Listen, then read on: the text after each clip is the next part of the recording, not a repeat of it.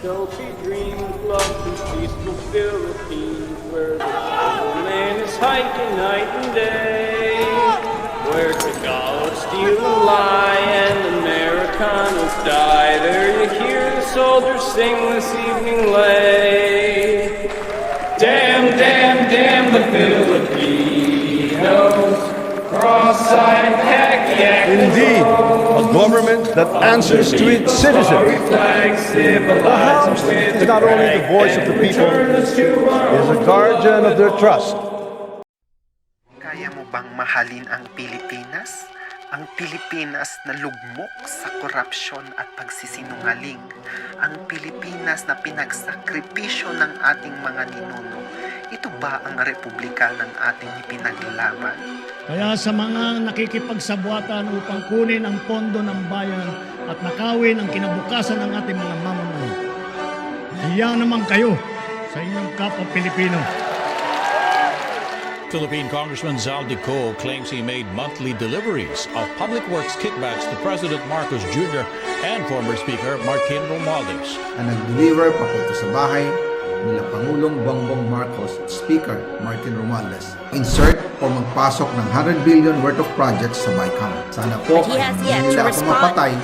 The president Bago is po nila unfazed by Co's new allegations. Pag pinatay ako, patayin mo si BBM, si Lisa Araneta, at si Martin Romualdez. No joke.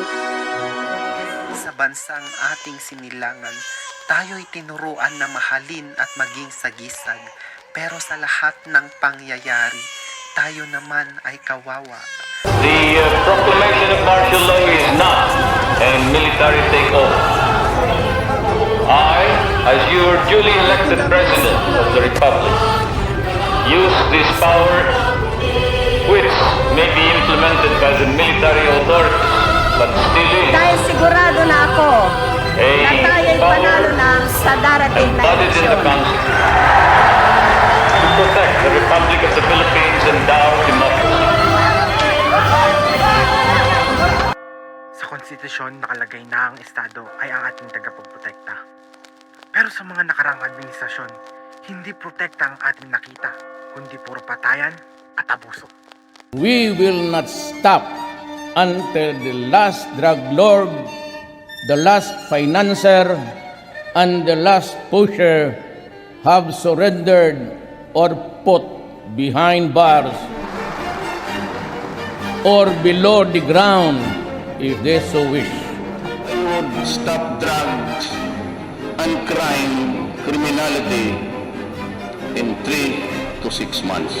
Kian was 17 years old. According to police, he was a drug peddler.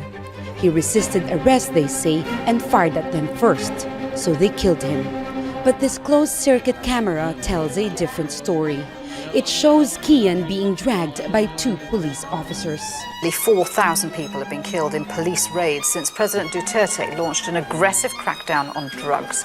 Vigilantes killed a man who mocked the new national police chief. They shot up a cemetery and killed 5 people, including a mother and her son celebrating her birthday, leaving behind one sign for all of them. They killed a teenager feeding his dog who had no ties to drugs. You're a former evangelical preacher. When you read stuff like this, when you see images of people lying dead in the street, some of them in the arms of their loved ones, does that not bother you at all? This vigilantism, this violence, it's not very Christian, is it? Where's the mercy? Concern is human rights. Mine is human lives. Well, from the very beginning, I mean, my main beef with the Duterte administration really is his war on drugs, where he has done it by killing pushers and saving most of the drug lords. So it has been a war against the poor, basically. At sa mga kaguluhan ito ng Estado at gobyerno, mga Pilipino kumalaban sa kapwa Pilipino. Ideolohiya laban ideolohiya. Tao laban sa tao. There will be no ceasefire. What they started, I will end. Our brave and loyal armed forces have displayed incredible courage against the enemy. I'm giving you up to 5 o'clock this afternoon to stand down, surrender down your weapons, and return to barracks. After 10 days of fighting, Philippine government troops are confident they have the upper hand. They've reclaimed most of the areas taken by rebels from the Moro National Liberation Front and have what's left of the rebel fighters surrounded. Because they threatened to go down for the mountains to burn Marawi. You go ahead. Be my guest. We will wait for you there. Tayo ay naniniwala na bawat isa sa atin ay may kaluluwa. Yang mga komunista na yan, hindi nila ina-admiti na may kaluluwa ang tao, kaya parang manok na pinapatay yung mga tao.